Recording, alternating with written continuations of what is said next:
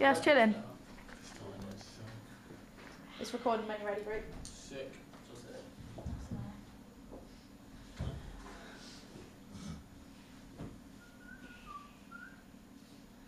So internet's good.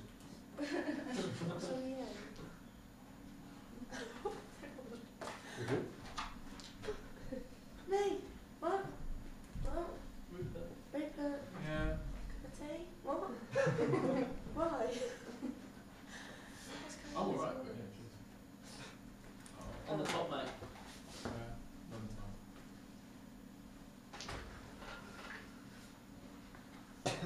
Almost swallowed my own throat. What's going on this morning? Okay, just grab a ticket with me. Hang on. Alright. Yeah, well.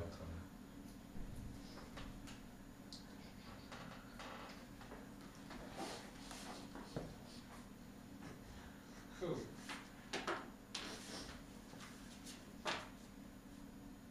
Right, so morning everyone. My name is Rupert and I'm going to be talking about the work experience that I've done throughout this particular year so far. Everyone has to do a bit of work experience over this year. It's the best way forward to get yourself a job within our particular industry. So it's probably, hopefully, we're giving you some tips on how it all works.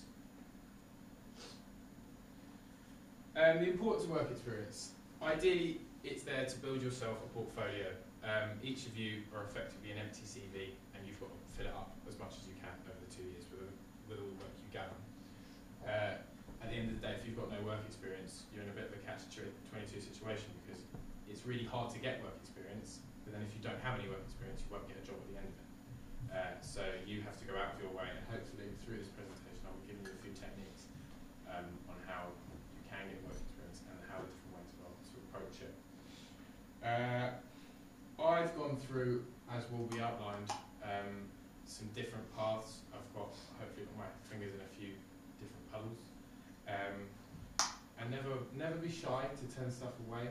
Don't be afraid to ask about everything. Just like, get your fingers in all. That's not the expression.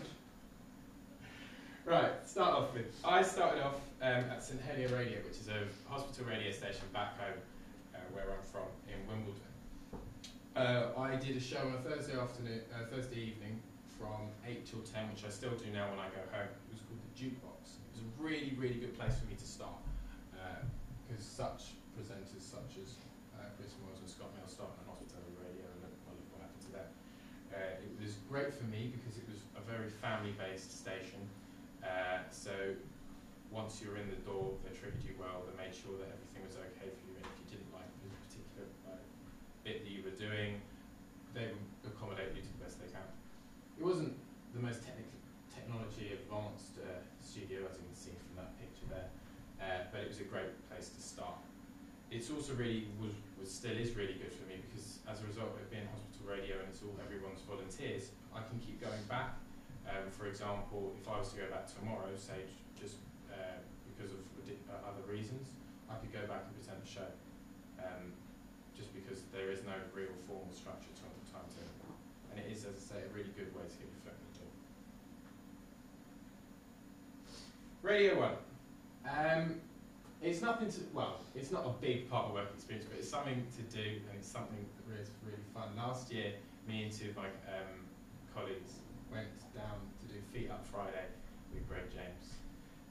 It's a really, really good opportunity for one, to get inside the Radio 1 doors. You get to walk around, you get to look at Radio 1 in action throughout the day. Obviously, when I went, it wasn't just the Radio 1 studios, now it'll be Broadcasting House, be even better.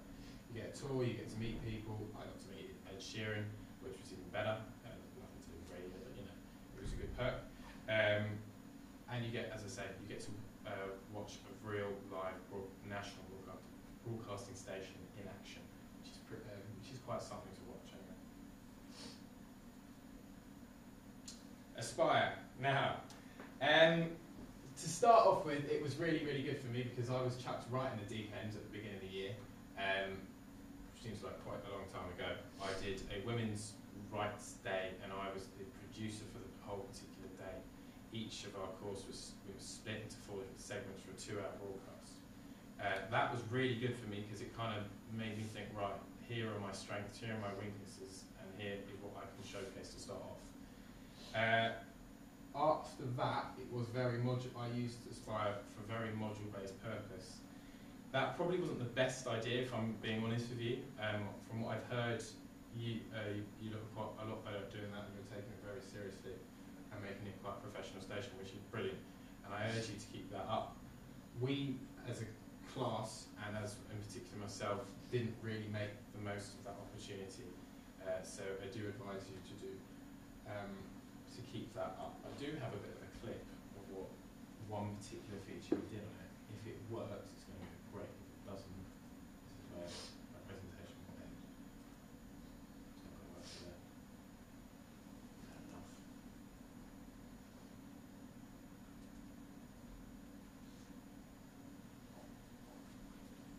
Right, and then to come for me, I've decided to explore a different route. I'm going to be going down to Create Soho for a week, which is a production company, which is a direct feed for BBC work. It contains all different pieces of audio, so not just radio, it does TV, etc., etc. Obviously, I'm more interested in the radio side. On the radio side, they do advertisement, they do voiceovers, and things like that, which is brilliant, and it's something that I've never ever done before, which, in my opinion, is a really good way to see what you don't want to do, but also what you may want to do at the end of your month or week for me. I, in particular, have been told I will be studying, mainly fit in something called Fun Kids. And Fun Kids was set up after Radio 4 axed their children's hour. It was set up for the purpose to keep the children thing on the radio. It's the only UK DAB station for children, and that's where I'll be mainly doing my work over the week. What I'm going to be doing, I'm not entirely sure of, I'm not going to lie. I know I'll be involved directly in production of particular shows, etc., etc. I'll also be involved with something a bit bigger, which is Virgin Radio Canada. That sounds really weird, considering I'm going to be in the middle of Soho, but they produce the actual chart show, and it is also delivered from that station on a weekly basis. I've been told I will probably get to be doing stuff like that as well, which actually, as you'll see later on in the presentation, is quite good for me because I do something very similar to that at the moment. Podium. Podium was very recent. In fact, it was so recent I only got told that I was on it on Monday, which is quite convenient. Again, it was set up to help the BBC's aim to target a younger audience. I'm sure you're all aware that Radio 1 are really trying to target this younger, One Direction audience, and as a result, the BBC are trying to incorporate all different types of facilities and production companies to help out with this. Their structure is they want people like under 20 to give all the content in, and then at the moment they're producing podcasts. Eventually, their ideal world, in 2 years' time, they will have their own station, which they will all, as I say, all the content will be produced by under 20-year-olds, like stuff like sports reviews, music reviews, interviews, etc., etc. I'll be going down for a month to tie all these things together, working with old student radio people to produce all this stuff and then sending bits off to here, there, and everywhere, which would be quite good because I'll literally be doing everything on my own, along with obviously a little help to start off with. Now the big one, Nerve. I've utilised the resources to the best I can. I started off on a show with my 2 course-mates, Siobhan and Lucy, and it was called Rupert and the Bears. Cheesy, I know. It was, I'm not really going to attempt to do the SoundCloud clip because it didn't work last time. But yeah, that was really, really good for us. We were nominated for 4 awards. We did all the live broadcasts, and eventually we got an FM weekend slot, which was brilliant. Myself, I was also involved in a live outside broadcast which came down from Weymouth, which was for the Olympics, where I hosted an event for 4,000 teenagers to basically encourage teenagers of all people around the country why to get involved in sport. Radio in particular was down there as well, and we had our own radio station down there, which was brilliant. In the summer I was then promoted to daytime manager, which I still am, which I will talk about in a little bit, exactly what I do. I'm also the SRO representative of the station, and when my station manager's off, I'm the interim manager as well. What I do, I produce shows on a daily basis, for such a few who are sitting in here. I've been part of the team which has brought sponsorship to the station, which means we are drafting money in from different places, which is brilliant, which helps us go through, put money aside towards functions, place trips, etc., etc. I have also brought the student radio chart to the station as well, which again I'll go on about in a little bit. And I've also given the opportunity to DJ at the Summer Ball. You're not probably 100% aware of what the Summer Ball is, but it's basically a festival at the end of the year. And last year I was given the opportunity to DJ. I don't look that great in that picture, but oh well. Yeah, so it's I've been involved in a few projects with them. Student Radio Association. I've been to the Student Radio Awards, Student Radio Conference, and I'm the Student Radio Chart host of that, which was really fun. Student Radio Awards are a great thing. They're down in every single year down in the O2. You get to meet all kinds of industry when they're walking around, from people to Annie Mac, to Stephen Mac, you name it, they're all there. They're all big four companies with down the global KISS, etc. who are not exactly seeing the best limelight. It's brilliant. It's definitely something I urge you to go to, because people are walking around. They're off their nut, which is always fun to have a bit of a laugh with student reps, people of the industry, which is great. Along with the conference, you get lectured by them. They then tell you all the tips that they can give you from their experience, and then afterwards they'll then socialise with you on a very low-key manner. You can talk to them, ask them whatever you want, and you won't be judged for it. Very recently, Sunday, I was the Student Radio Chart host for the station as well, and I will be this Sunday. That goes out to the whole of the UK, which is something quite special. So I was reaching people like in Aberdeen all the way down to the bottom of Plymouth and Penzance way, which is pretty cool. And actually, it was quite rewarding for me, because before I started with Nerve, they had nothing like this, and I was the one that actually brought it to Nerve Radio, which is something to be proud of, to say the least. Right, no-nos, what didn't work? Direct emailing to corporations. So if you just stick your name on an email, very formally say, right, I want to do this, I want to do that. 9 times out of 10 you won't get a response. You've got to be good, but you've got to be overconfident. If you go in saying, I'm the big dog, I know exactly what I want to do, and that you're going to give it to me, again, that's not going to work either. You've got to know how to approach these people. At the end of the day, they will have probably more knowledge than you, and you've got to treat them with respect. Also, know what you're talking about. Maybe do a bit of background research on what station you're applying for, and probably the best tip, which I know people have done this, is don't copy the same paragraph into a bit different emails and forget to change the station within, which I have seen on many occasions. Even I've done it, so say even. But yeah, and always just go in with an open mind. Lastly, what did work?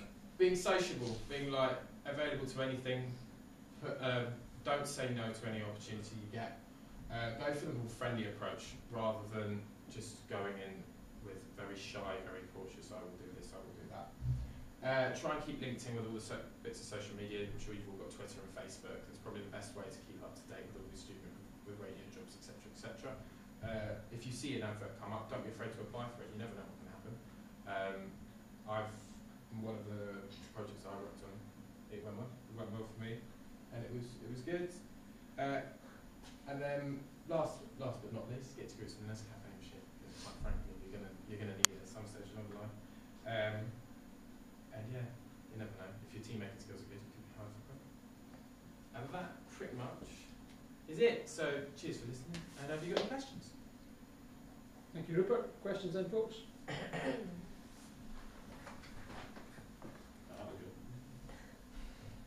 Daisy, you got a question for Rupert, please? Why me? Out of all the work experience you did, which one was your favourite? Probably, I imagine this podium, having spoken to the lady about podium on Monday, that's probably going to be my favourite. It sounds very hands-on, and I'm going to be scattered all over the country. And I'm one of these people, I can't sit still. I hate being in the same place for a long period of time. And it seems pretty ideal for me that I'll be going around London, around the country, drawing all this together, etc., etc. So that's probably what What's the best way to keep in the loop? What's the best way to maintain contact and know what's going on where and how to get there? Start off a friendship probably is a good way of doing that. So don't put it this way: you don't want to be overconfident with them. You don't want to always think, "Oh, they're now too good for me." Always keep it at the same level, so you know where you are. They're probably 9 times out of 10, as I say, they will know probably a little bit more than you. So treat them with respect. But at the same time, don't be afraid to ask them questions. What are your goals for the future and where would you like to end up? My goals for the future are, well, this is the thing. I actually, at the moment, are trying to experience every different bit of the industry. And then hopefully after doing all these different bits, I will be able to say, right, I want to go down that path. For now, ideally, I want to state that I want to end up in radio. Otherwise, I wouldn't be here for a start. So, yeah, as it stands, I haven't got a set path that I'm going to follow, but hopefully after gathering all these bits of experience, I will know exactly what I want to do. Lovely. Thank you very much, Rupert.